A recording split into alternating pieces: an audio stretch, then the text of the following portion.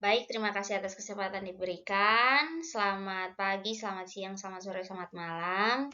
Perkenalkan, nama saya Frisinia Halo dengan NIM 2011005 dari kelas A17 peminatan KLKK. Jadi di sini saya akan mempresentasikan hasil PPT saya dengan judul Analisis Pandemi COVID-19.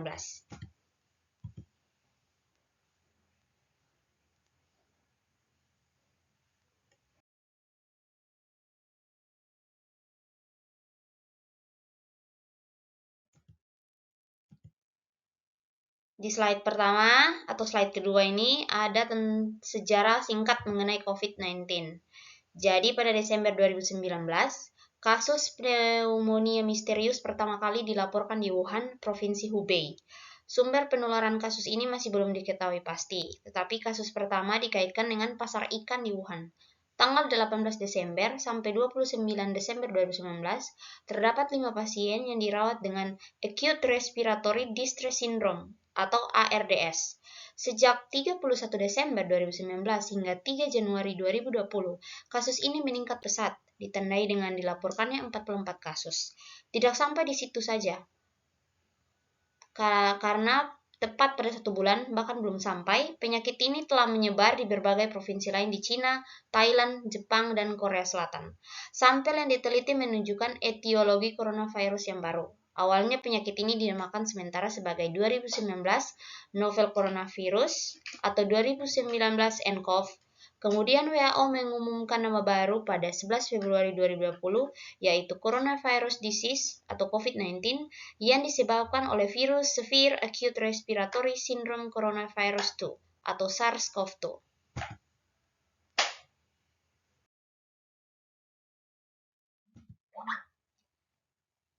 Slide selanjutnya ada 5 negara kasus konfirmasi positif COVID tertinggi tahun 2022. Yang pertama ada Amerika Serikat dengan jumlah kasus positif sebanyak 96.990.467 kasus. Yang kedua ada India dengan 44.632.430 kasus. Yang ketiga ada Prancis sebanyak 36.485.341 kasus. Yang keempat ada Jerman dengan 34.758.889 kasus. Dan yang kelima ada Brasil dengan 34.746.462 kasus. Ada 5 negara dengan angka atau jumlah kematian tertinggi akibat COVID-19 tahun 2022. Yang pertama ada Amerika dengan jumlah kematian sebesar 1.065.441 jiwa. Yang kedua ada Brasil sebanyak 687.144 jiwa. Yang ketiga ada India sebanyak 528.913 jiwa. Yang keempat ada Rusia sebanyak 381.134 jiwa. Yang kelima atau yang terakhir ada Meksiko dengan 330.279 jiwa yang mengalami kematian.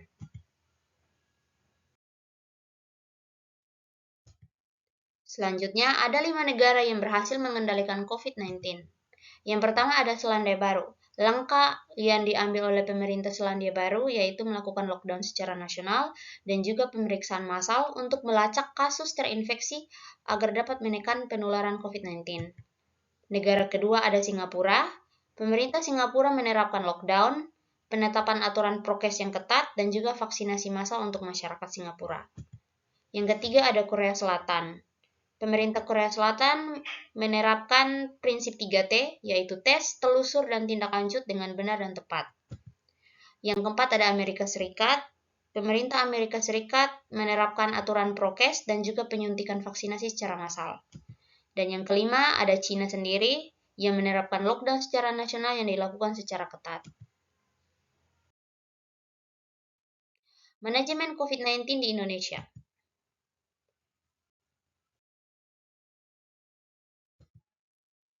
Yang pertama ada pembentukan tim Satgas Penanggulangan COVID-19.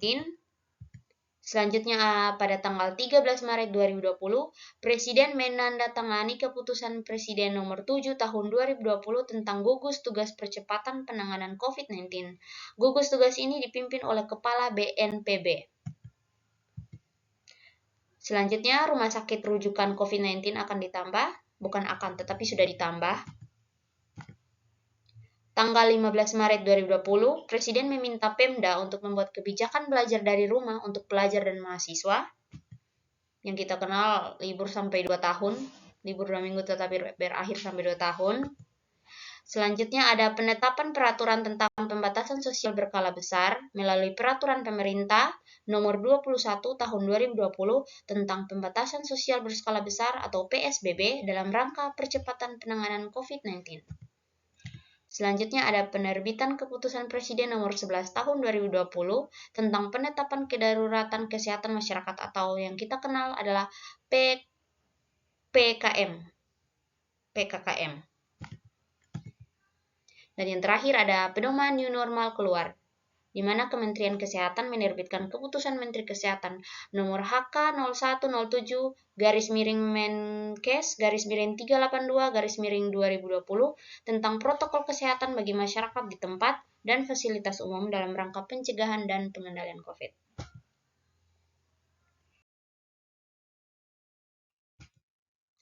Rekomendasi untuk Pemda atau pusat terkait manajemen COVID. Yang pertama, pemerintah harus melihat dengan seksama bahwa COVID-19 belum sepenuhnya selesai. Untuk itu perlu ada kebijakan tetap menggunakan masker meski di dalam ruangan.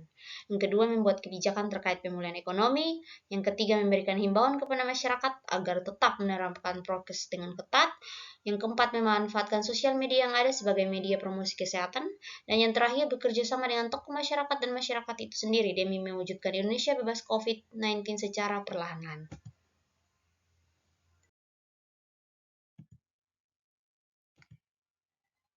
Ini adalah daftar referensi yang saya gunakan. Terdapat 4 referensi. Baik, terima kasih atas kesempatan yang diberikan. Selamat pagi, selamat siang, selamat sore, selamat malam.